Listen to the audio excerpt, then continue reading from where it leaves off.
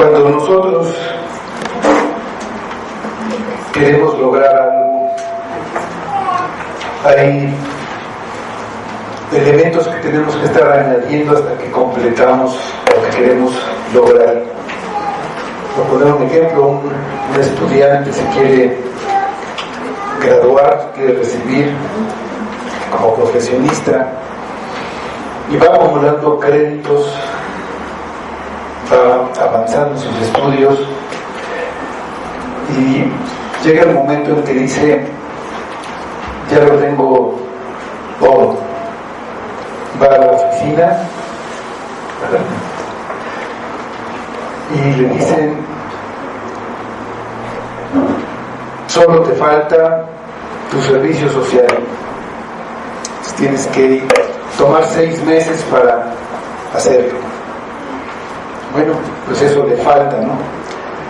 Y lo importante no es lo que ya hizo, no es lo que ya ha hecho, lo que le falta a los demás, sino lo que le falta a él.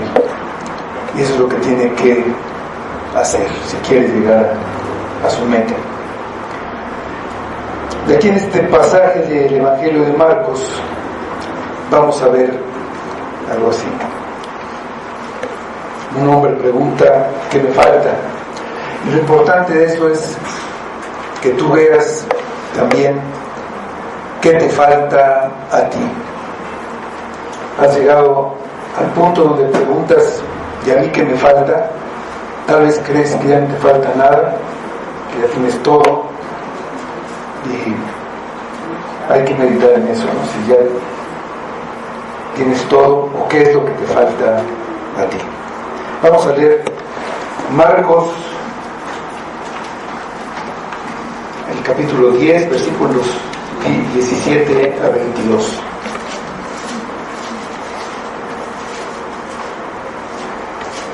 Sí.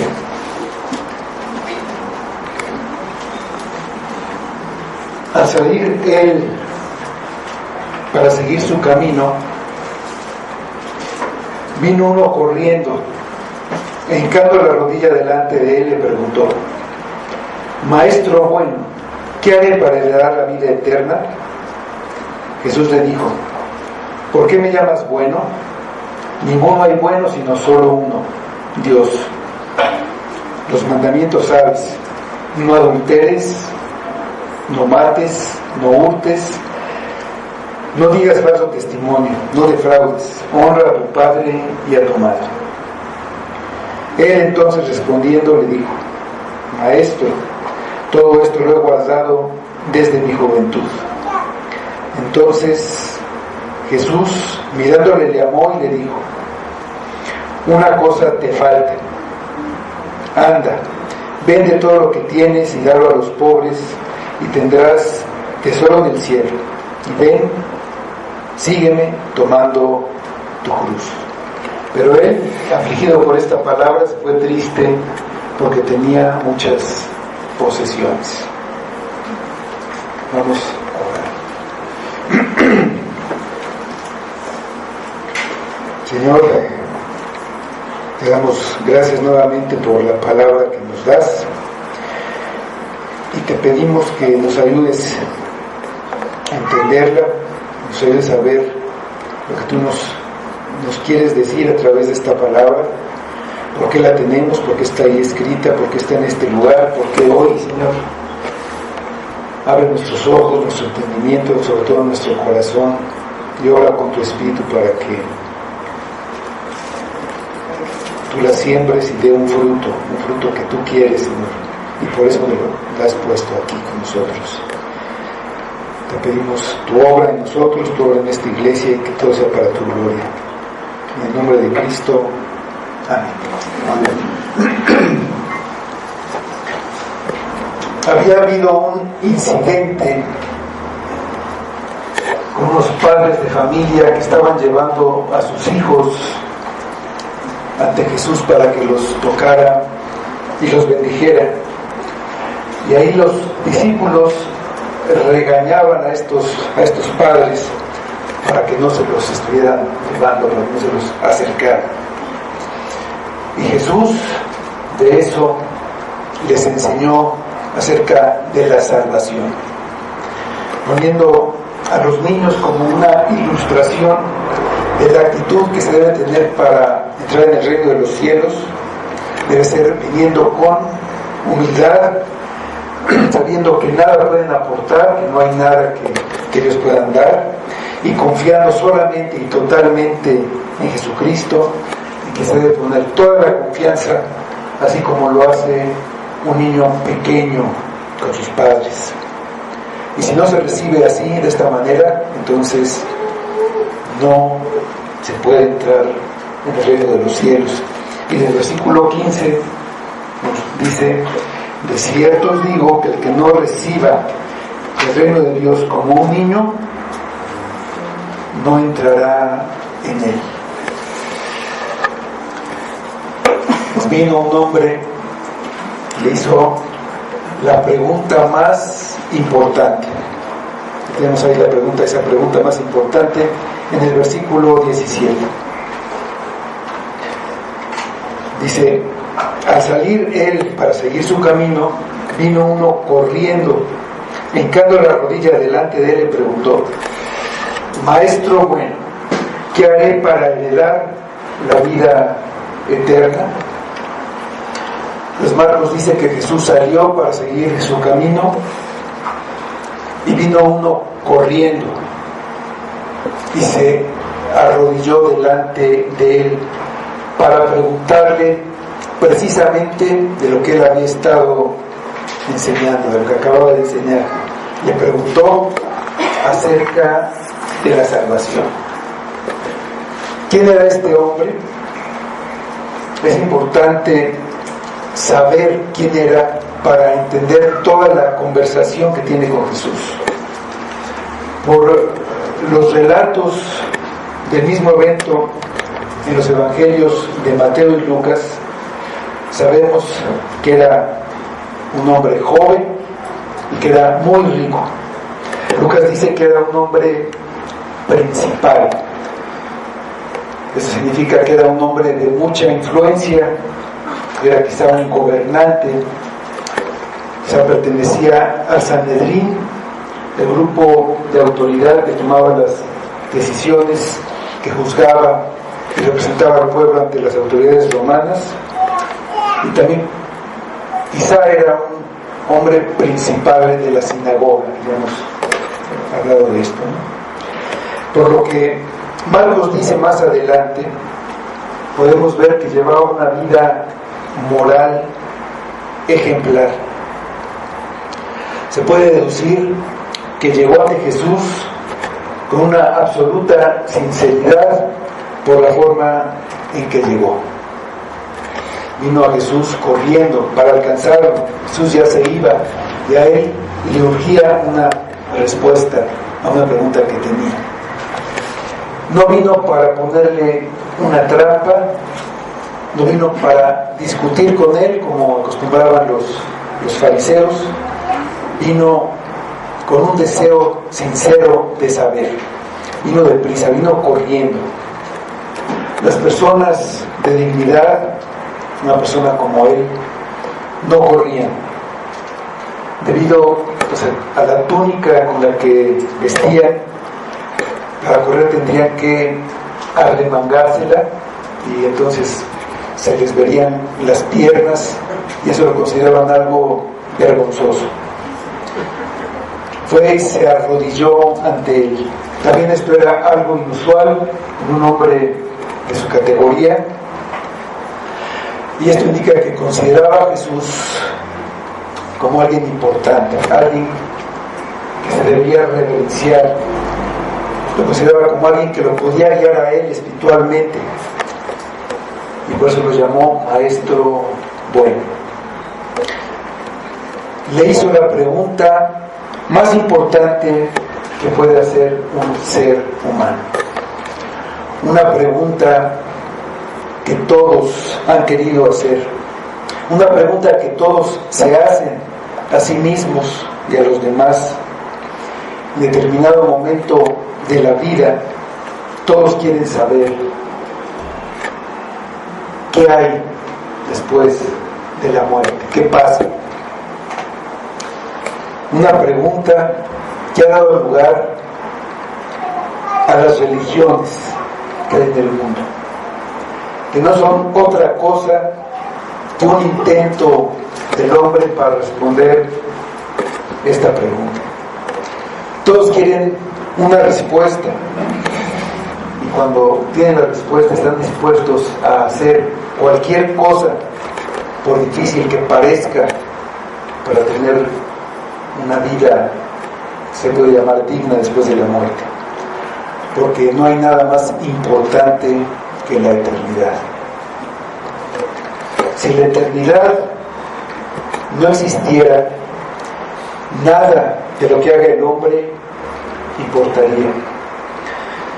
Si cuando el hombre muriera simplemente se extinguiera y no hubiera nada más, no habría ningún motivo para hacer el bien, ni tampoco para hacer el mal o para evitar el mal. Si lo único que hubiera fuera esta vida, sería una vida miserable, porque todo es temporal, muy temporal.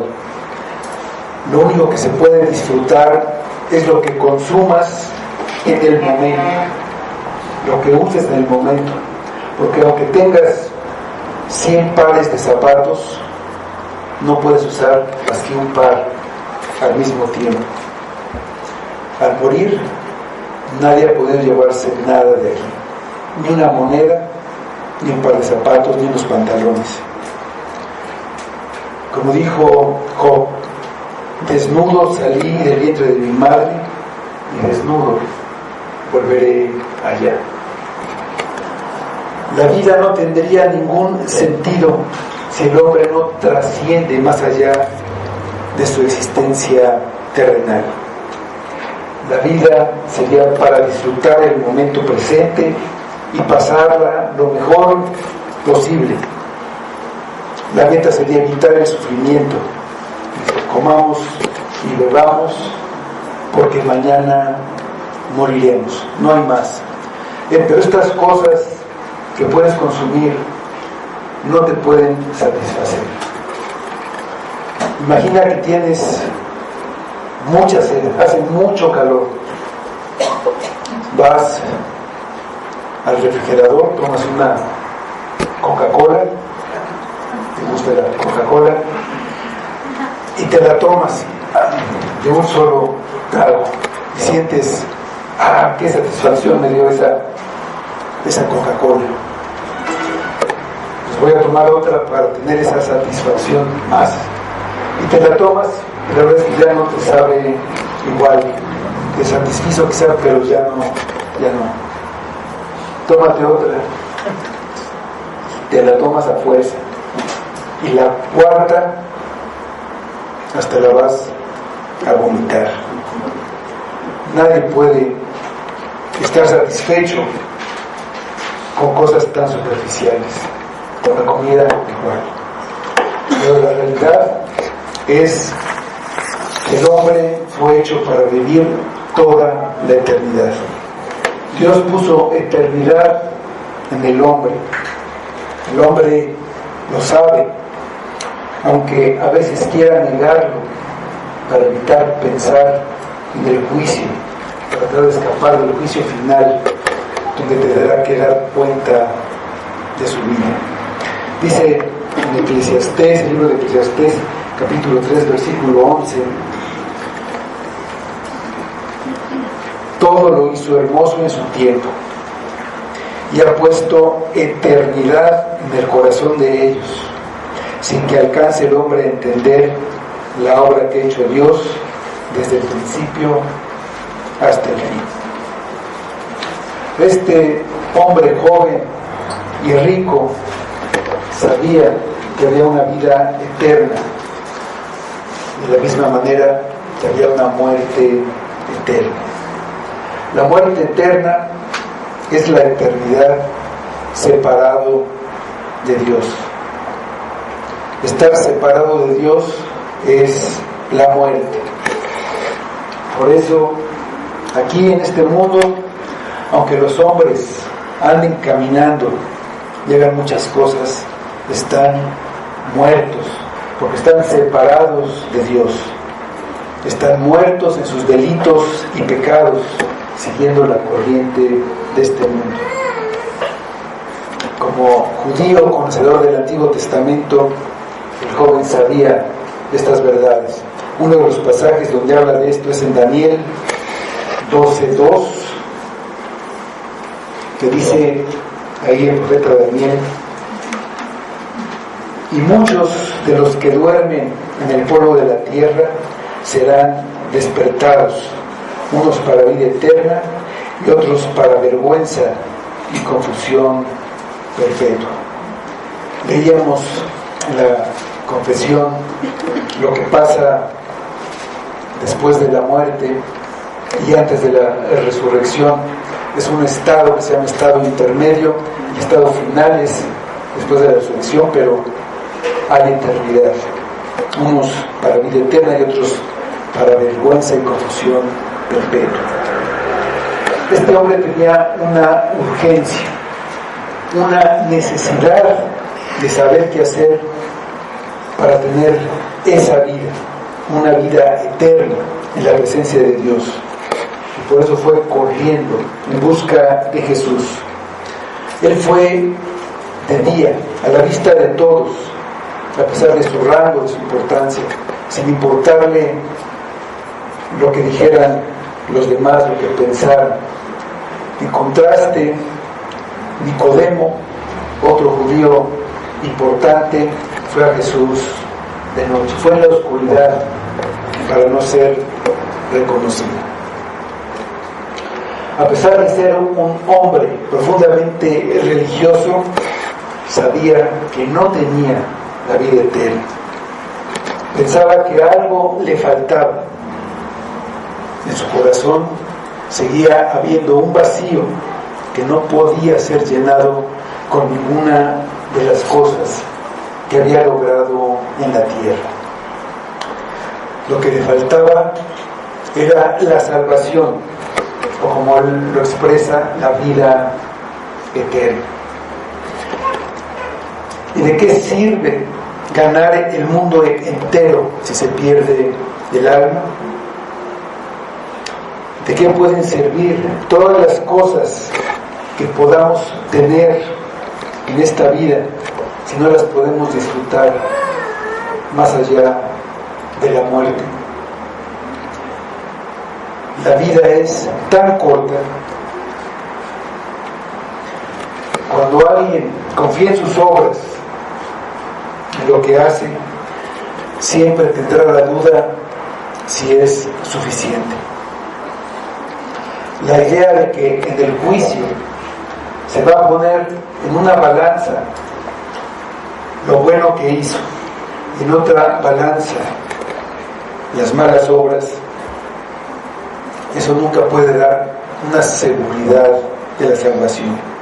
Si yo tengo que ganar la salvación, voy a acumular obras sin saber nunca si lo que he hecho ya es suficiente o si necesito hacer más, sobre todo cuando nuevamente fallo en algo, porque ahora debo compensarla con muchas más buenas obras. ¿Cómo puedo estar seguro de que soy más bueno que malo? Me vuelvo un esclavo de acumular buenas obras sin encontrar nunca la paz. Lo que este hombre quería era seguir disfrutando en la eternidad de lo que ya tenía en esta vida. Esa era una manera de pensar que tenían en esa época los judíos. Por ejemplo, pensaban que la esposa que ahora tenían seguiría siendo su esposa en la resurrección. Unos saduceos le preguntaron a Jesús acerca de varios hermanos que habían muerto sucesivamente y habían tenido la misma esposa, y le preguntaron en la resurrección de cuál de todos ellos va a ser esposa esta mujer. de que iba a ser esposa. Para este hombre, entonces, lo importante era en que esta vida, lo que tuviera esta vida, llevárselo a la vida eterna. Entonces tenía que tener cosas aquí, como si esta vida fuera continuación de la otra. Pero la vida eterna no tiene nada que ver con esta vida. Y así lo dijo Cristo en el Evangelio de Juan, en el capítulo 17:3. Él dijo lo que era la vida eterna. Y esta es la vida eterna, que te conozcan a ti, el único Dios verdadero, y a Jesucristo, a quien has enviado. Este hombre tenía un genuino anhelo de salvación, pero eso no era suficiente. Él tenía una idea que lo apartaba totalmente de la posibilidad de ser salvado. Él pensaba que podía salvarse con su propio esfuerzo, y eso lo apartaba totalmente de la salvación. Él preguntó: ¿qué haré para heredar la vida eterna?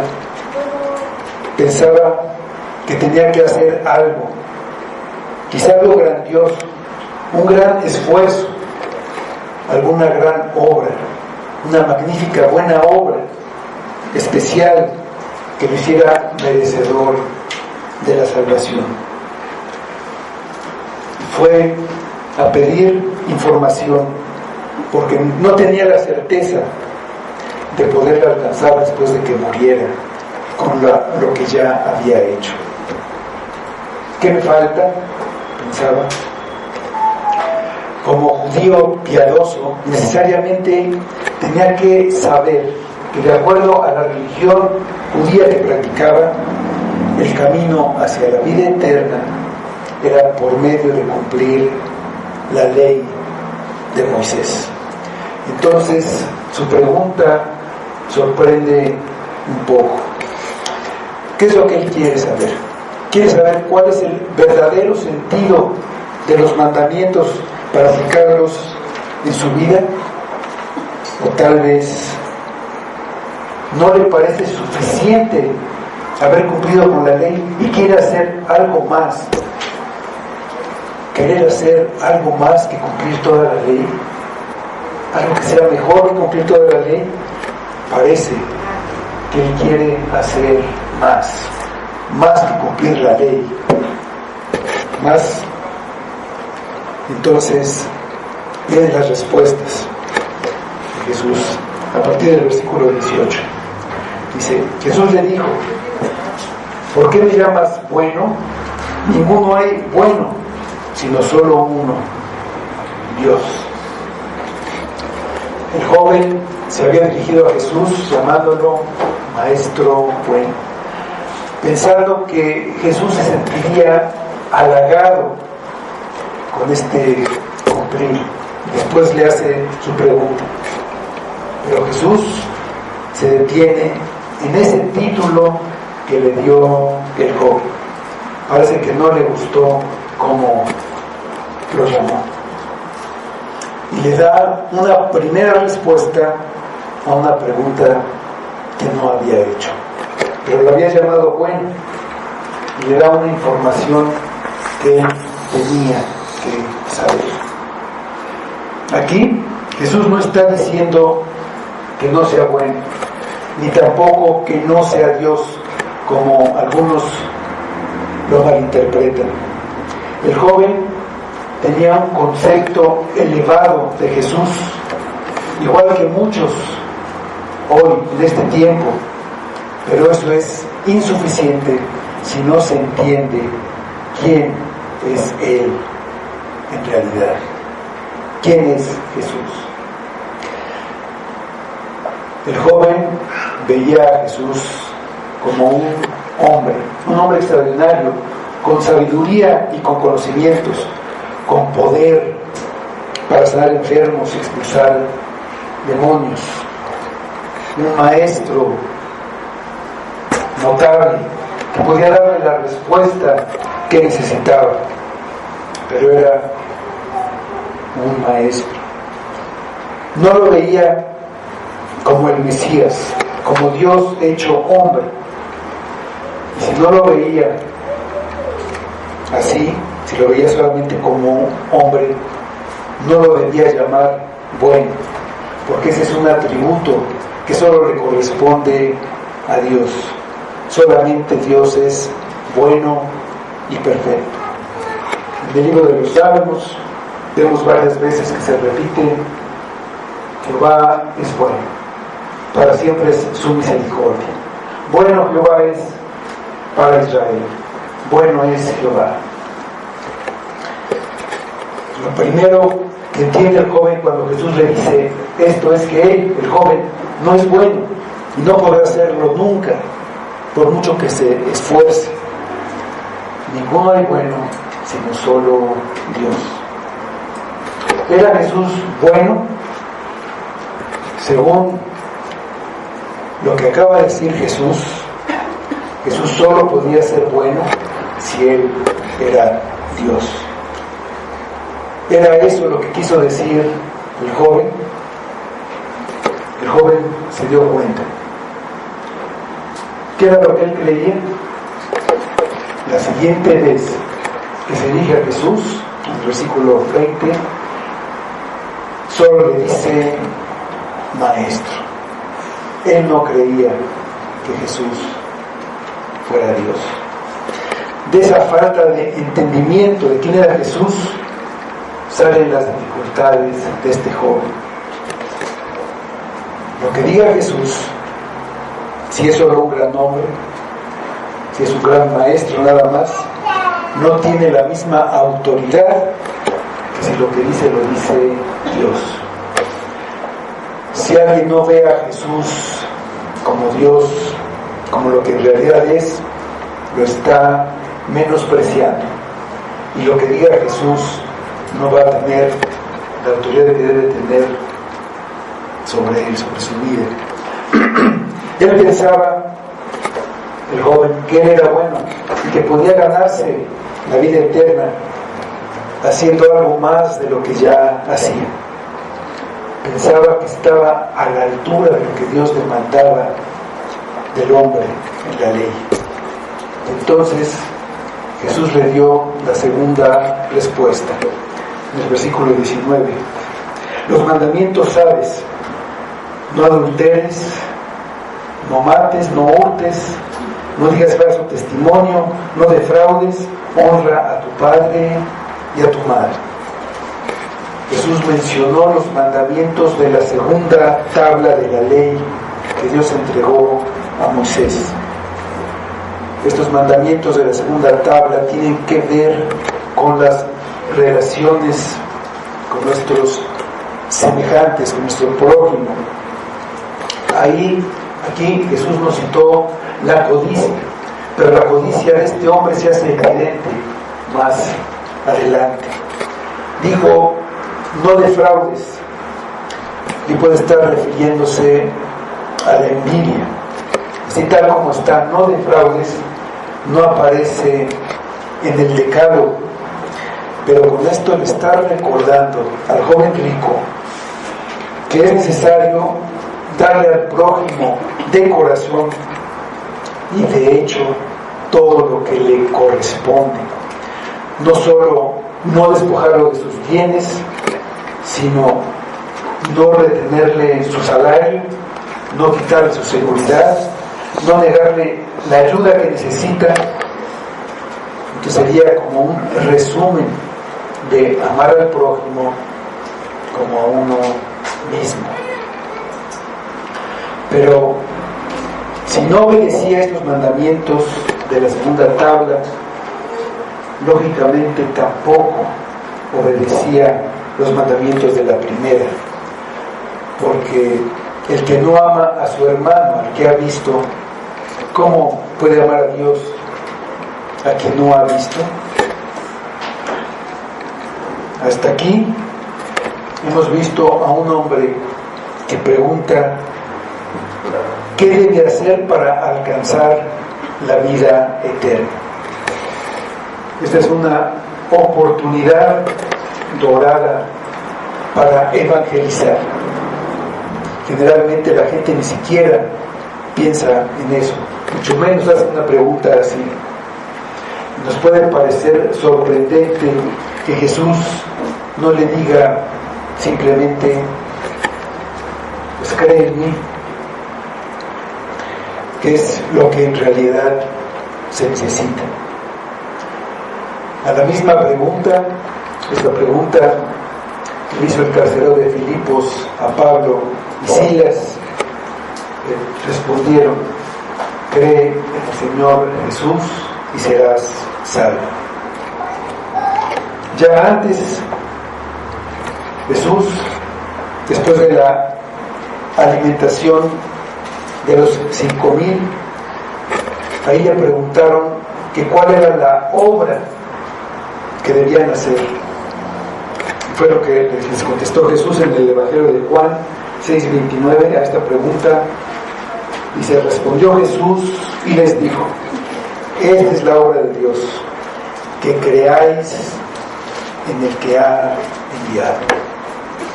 Pero aquí, en lugar de decirle esto, o decirle, como se acostumbra a evangelizar ahora, recíbeme en tu corazón, pídeme que entre en tu corazón, repite esta oración que voy a hacer. Y si eres sincero, yo voy a entrar en tu corazón y te voy a salvar. No le dijo tampoco: Dios tiene un plan maravilloso para tu vida, para ser completamente feliz. Solamente falta Cristo en tu vida. Como si Cristo fuera un accesorio, un amuleto que hay que tener. En lugar de eso, nos enseña cómo evangelizar. Lo primero que hizo fue hablarle a este joven de Dios. Le dijo que el único bueno era Dios. Y decirle eso, también le estaba diciendo que él, el joven, no era bueno. Y finalmente le mostró su pecado a través de la ley, pues por medio de la ley es el conocimiento del pecado.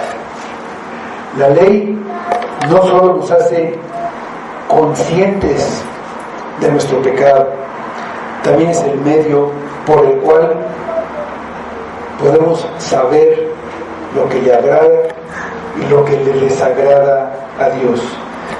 Por lo que para el creyente la ley es una norma de vida que sigue como un agradecimiento por la salvación. No cumple la ley para salvarse, no se salva por cumplir la ley, pero lo que quiere un creyente verdadero es agradar a su Señor en todo, por agradecimiento a la salvación que ya le dio, y por esas buenas obras que hace al cumplir la ley, demuestra que se hizo un cambio en su corazón, un cambio en sus afectos, un cambio en su manera de vivir, que eso es arrepentirse. Sin embargo, la ley no logra convencernos de nuestro pecado si no comprendemos su significado real y su profundidad. El pecado sale de un corazón engañoso y perverso, ese que está en todo ser humano. El joven rico pensaba, como muchos, que el pecado tiene que ver con nuestras acciones, con lo que hacemos.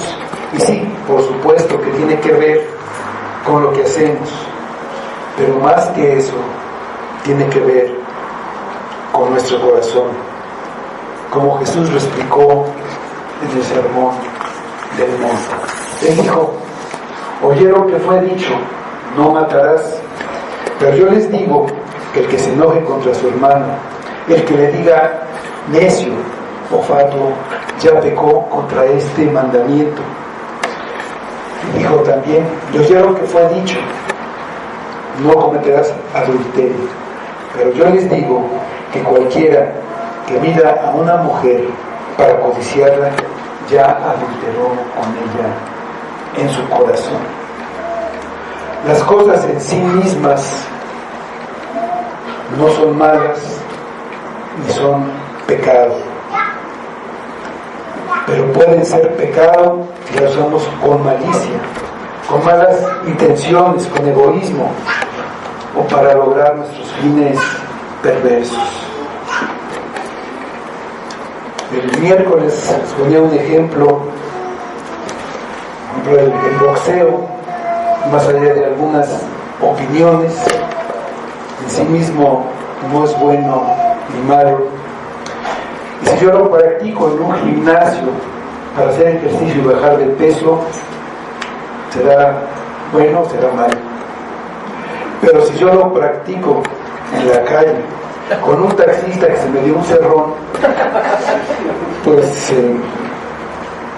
no es el boxeo en sí, son las intenciones, los malos deseos, que es lo que sale del corazón, lo que puede convertir cualquier cosa en pecado, hasta cosas que se consideran buenas, como el trabajo, la familia, o aún dar limosna. Dar limosna puede ser algo malo. Los fariseos hacían tocar la trompeta y desde muy arriba dejaban caer las monedas para que sonaran cuando cayeran, para que todos vieran lo generosos que eran. ¿Era bueno o era malo dar limosnas así? ¿Era pecado o no? El conocimiento y la actitud del joven hacia la ley eran superficiales, y eso se ve en su respuesta, en el versículo 20. Él entonces, respondiendo, le dijo: Maestro, todo esto lo he guardado desde mi juventud. A nosotros, que somos hombres como él, nos resulta imposible creer que siempre hubiera cumplido todos los mandamientos de la ley de Dios en relación con el prójimo. Para eso tendríamos que pensar que él realmente era bueno, que el Señor había dicho que no hay otro bueno sino solo Dios. Él pensaba que había cumplido con todos los requerimientos de la religión, y mucha gente piensa así. Mucha gente dice: no mato, no robo, soy una buena persona, no adultero. Los religiosos piensan que cumplir la ley les da la justicia personal que necesitan. Son religiosos externos. Algunos piensan que no mienten, y algunos dicen que son 100% honestos. Pero el pecado no son solo los actos externos. En la mente también se viola la ley. Con las intenciones se viola la ley, y eso es más perverso, aunque no se vea. El joven rico decía que no había cumplido toda la ley desde su juventud. Era incapaz de ver su pecaminosidad, su fariseísmo, o lo que es lo mismo, su religiosidad, lo habían cegado a la revelación que la ley le hacía de su propio pecado. No poder verlo, no poder ver el pecado, era como una vacuna en contra de la salvación. Es imposible que alguien se salve si primero no se ve pecador. Si no es pecador, ¿de qué se va a arrepentir?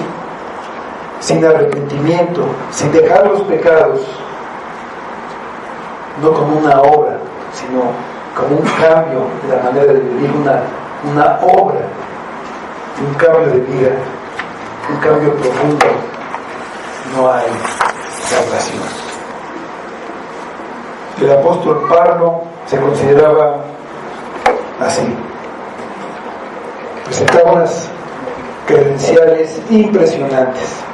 Él dice que en cuanto a la ley era irreprensible. Él pensaba que estaba haciendo lo correcto al perseguir a la iglesia. Pensaba que le prestaba un servicio a Dios. Pero cuando le fueron abiertos los ojos y entendió la ley, pudo verse como realmente era. Y dijo: no hago lo que quiero, sino lo que aborrezco, eso hago. Miserable de mí. ¿Quién me librará de este cuerpo de muerte? Gracias doy a Dios por Jesucristo, Señor Maestro. El joven rico pensaba que había cumplido toda la ley, pero su conciencia le decía que no era suficiente. El Evangelio de Mateo dice que el joven dijo: todo esto lo he guardado desde mi juventud, ¿qué más me falta? Y él trataba de convencerse a sí mismo que todo estaba bien, pero por dentro estaba perturbado. Se ha cumplido toda la ley, ¿por qué tiene esa falta de paz en su mente y en el corazón que lo llevó a ir corriendo delante de Jesús para preguntarle: ¿qué haré? Jesús sabía que no era cierto que hubiera cumplido toda la ley perfectamente, pero no tenía caso entrar en una discusión pública con él, y lo llevó por un camino en el que el joven podría ver hasta qué punto amaba a su prójimo. El que tiene las riquezas, cualquiera, se ama a sí mismo. Entonces, ¿para qué usa las riquezas? Para aliviar sus necesidades. Si él amaba a su prójimo, como había dicho que había cumplido la ley, debía amar a su prójimo, dice el versículo 21. Entonces Jesús, mirándole, llamó y le dijo: una cosa te falta, anda, vende todo lo que tienes y dalo a los pobres, y tendrás tesoro del cielo, y ven, sígueme tomando tu cruz. Entonces Jesús, movido a compasión, lo amó. Era admirable su determinación de no caer en pecados graves, su esfuerzo por mantenerse cumpliendo la ley. Era admirable por buscar la mejor manera de encontrar una solución a su problema. Y Jesús lo amó. Sin embargo, el amor de Jesús no disminuye los requerimientos del reino. Está el amor incondicional de Jesús. Y se requiere una fe responsable. Siempre está la responsabilidad humana. Nadie puede decir: Jesús me ama, no tengo de qué preocuparme. La responsabilidad humana siempre es verdad, igual que siempre es verdad la soberanía de Dios, la justicia de Dios. Él no tendrá por inocente al culpable. Para el joven, la solución estaba en añadir algo. ¿Qué más me falta? Y esa es la pregunta que todos debemos hacernos ahora. ¿Me falta algo para heredar la vida eterna? ¿Qué es lo que me falta a mí? Quizás piensas que ya no te hace falta nada. Tal vez piensas que cumples con toda la ley y dices: oro, leo la Biblia, testifico y vengo a la iglesia. También trato de no pecar. ¿Qué me puede faltar? Si estás confiando en lo que haces, eres un religioso que piensas que tienes asegurada tu salvación. A tu manera, crees que cumples con todo lo que debes hacer. Pero la respuesta de Jesús nos recuerda que es necesario recibir el reino como un niño pequeño, confiando en Cristo. Se necesita poner en Él toda la confianza, que Él sea todo para nosotros, no algo más, todo, lo principal. Una cosa te falta, anda, vende todo lo que tienes y dalo a los pobres y tendrás tesoro en el cielo, y ven, sígueme tomando tu cruz. Jesús va al fondo del problema del joven rico. Amaba su riqueza, y no solo la amaba, para él era lo más valioso, lo más importante. Incluso era más importante que lo que él estaba buscando, más importante que la vida eterna. La raíz del problema es que su riqueza era un ídolo para él. Y lo que está haciendo Jesús en realidad es llevarlo al primer mandamiento: no tendrás dioses ajenos delante de mí. La riqueza ocupaba el primer lugar en la vida del joven rico. La solución no era añadir algo, sino quitarlo. La idolatría del pueblo de Israel no era que ellos se fueran a adorar a otros dioses y dejaran de adorar al Dios verdadero. Frecuentemente no dejaban de adorar a Jehová, sino que además adoraban a otros dioses. En el desierto fabricaron un ídolo, un becerro de oro, y se prepararon para adorarlo. Y todavía decían que era una fiesta para Jehová. Vamos a verlo en Éxodo 32:5. Otros dioses, ídolos, y decían: es fiesta para Jehová. Dice Éxodo 32:5. Y viendo esto, Aarón edificó un altar delante del becerro y pregonó a Aarón y dijo: mañana será fiesta para Jehová. Idolatría, estaba Jehová, estaban otros dioses. Lo que Jesús está diciendo al joven es: la solución es que te deshagas de tu ídolo, que lo sueltes. No puedes abrazarme a mí si antes no sueltas a tu ídolo. No se trata de añadir algo, sino que rompas a ese ídolo, que lo hagas añicos, porque ese ídolo no te dejará heredar la vida eterna. Que lo sueltes, que sueltes todo, y entonces con las manos libres, entonces me abraces a mí. Tienes que quitar ese ídolo, ese Dios ajeno delante de mí. Vende todo lo que tienes y dalo a los pobres. Al decir esto, no está diciéndole Jesús que las salvaciones por las buenas obras que haga.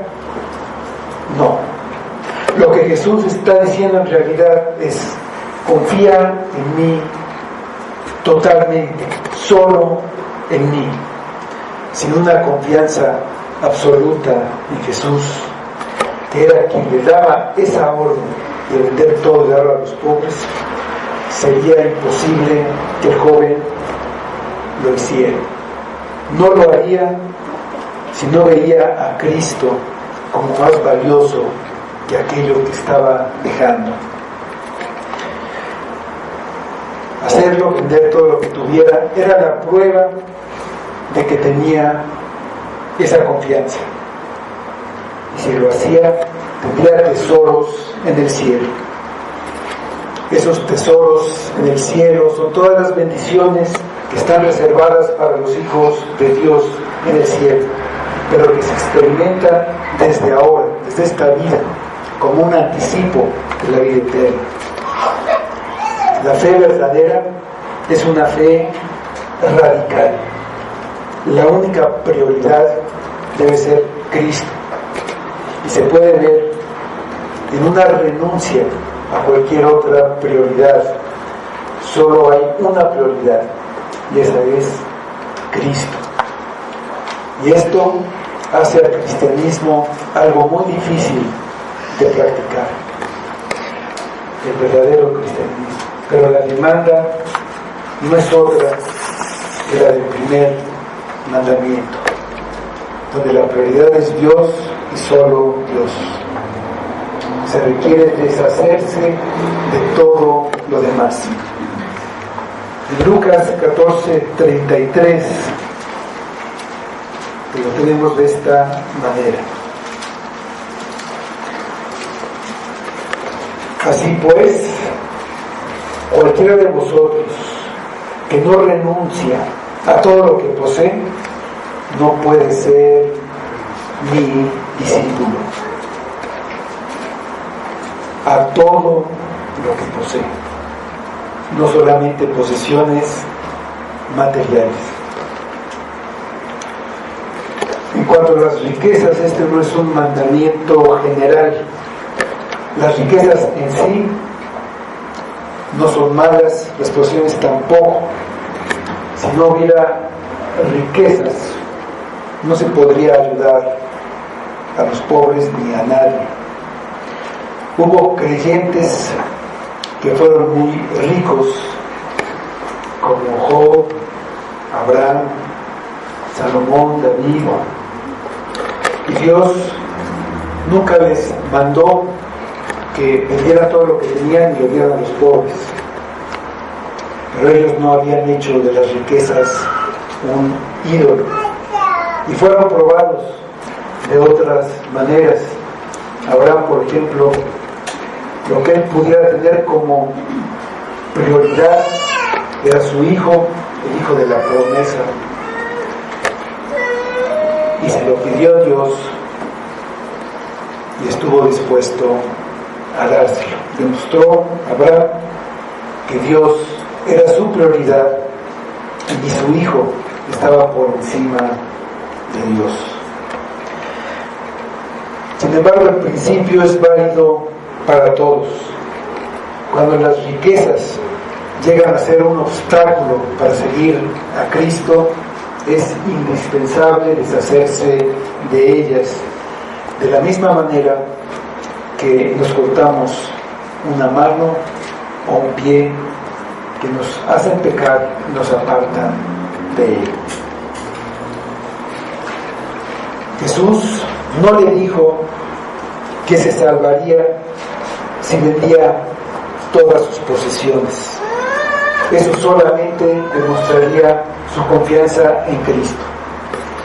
El hecho de empobrecerse no bastaba para alcanzar la vida eterna. El requisito fundamental viene a continuación. Le dijo: ven y sígueme tomando tu cruz. Lo que le quería decir es que si quería ser un seguidor suyo, tenía que morir, pero no morir físicamente. Se trataba de dar muerte a aquello que hay en nosotros, que ofende y desagrada a Dios. Pablo habla de considerarlos muertos al pecado. Si se negaba a sí mismo y tomaba su cruz, ya no le sería posible dedicarse a servir a las riquezas. Pero la respuesta del joven fue trágica. Su respuesta fue el rechazo de la salvación. Dice el versículo 22: pero él, afligido por esta palabra, se fue triste porque tenía muchas posesiones. El joven rehusó el camino de la cruz. Había entendido perfectamente lo que Jesús le estaba demandando para que pudiera ser un seguidor suyo, y lo rechazó. Decidió quedarse con sus muchas posesiones en lugar de con Cristo. No se podía hacer alguna concesión. Hubo un publicano llamado Zaqueo, al que Jesús vio que estaba arriba de un árbol, y dijo: desciende. Fue y se alojó en su casa. Y Zaqueo le dijo al Señor: he aquí, Señor, la mitad de mis bienes doy a los pobres, y si a alguien he defraudado, se lo devuelvo cuadruplicado. Quizás si Jesús le hubiera dicho: vende la mitad de tus bienes y dalo a los pobres, pero Jesús le dijo: vende todo lo que tienes, y dalo a los pobres. Tal vez el joven había llegado con la seguridad de que podía ser discípulo de Jesús y al mismo tiempo vivir su propia vida. Y el Señor le dijo que eso no era posible. Tenía que elegir una de las dos opciones. No se puede servir a dos señores. Jesús es incompatible con tener otros dioses o ídolos. En el Evangelio de Mateo 6:24, Jesús dijo: ninguno puede servir a dos señores, porque o aborrecerá a uno y amará al otro, o estimará al uno y menospreciará al otro. No podéis servir a Dios y a las riquezas. En el caso del joven, su ídolo eran las riquezas, y debía entregar ese ídolo. Pero cada uno tiene su propio ídolo que quiere conservar, y Cristo se lo va a pedir. No te engañes pensando que puedes vivir una vida en la que hay algo por encima de Cristo y que todavía eres cristiano. Pueden ser las riquezas, pueden ser cualquier otra cosa. Para muchos, su propio ídolo son ellos mismos. Su prioridad son ellos, pasarla bien, lo demás no importa. Pero poner cualquier cosa en primer lugar demuestra tu desconfianza y tu rechazo a Cristo. Y tenemos un ejemplo supremo en lo que Cristo hizo. Él era rico, inmensamente rico, y dejó toda su riqueza, toda, para darla a los más pobres y miserables, como dice en 2 Corintios 8:9. Porque ya conocéis la gracia del Señor Jesucristo, que por amor a vosotros se hizo pobre, siendo rico, para que vosotros con su pobreza fueseis enriquecidos. Vamos a orar.